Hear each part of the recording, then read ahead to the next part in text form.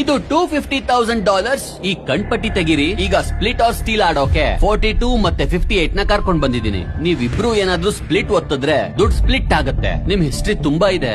ಹೇಗಿದ್ದೀರಾ? $250,000 ನ ಕಳ್ಕೊಂಡಿರೋ ಒಬ್ಬ ವ್ಯಕ್ತಿ ಹೇಗಿರ್ತಾನೋ ಹಾಗೆ ನಾನಿದ್ದೀನಿ.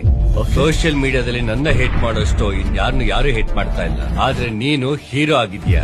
ನಾನು ಸ್ಪ್ಲಿಟ್ ಮಾಡಕ್ ಇಷ್ಟಪಡ್ತೀನಿ ಅಂತ ಹೇಳ್ತೀನಿ. ಈಗಾಗ್ಲೇ ಒಂದ್ಸಲ ಗುಮ್ಮಿದ್ಯಾ, ಇನ್ನೂ ಒಂದ್ಸಲ ನನ್ನ ಗುಮ್ಮೋದಕ್ಕೆ ನಾನ್ ನಿನಗೆ ಇನ್ನೊಂದು ಅವಕಾಶ ಕೊಡ್ಬೇಕಾ? ಯಾರಾದ್ರೂ ಸ್ಟೀಲ್ ಒತ್ತಿದ್ರೆ ದುಡ್ಡನ್ನ ಗೆಲ್ತೀರಾ, ಆದ್ರೆ ಇಬ್ರು ಸ್ಟೀಲ್ ಒತ್ತಿದ್ರೆ ಇಬ್ರು ಖಾಲಿ ಕೈಯಲ್ಲಿ ಮನೆಗೆ ಹೋಗ್ಬೇಕಾಗತ್ತೆ.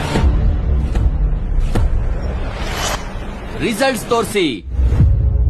Wow, okay. ಹೀಗಾಗುತ್ತೆ ಅನ್ಕೊಂಡಿರ್ಲಿಲ್ಲ. ನೀನೇ ಹೀರೋ ಆದೆ. ಬನ್ನಿ ಇಲ್ಲಿ.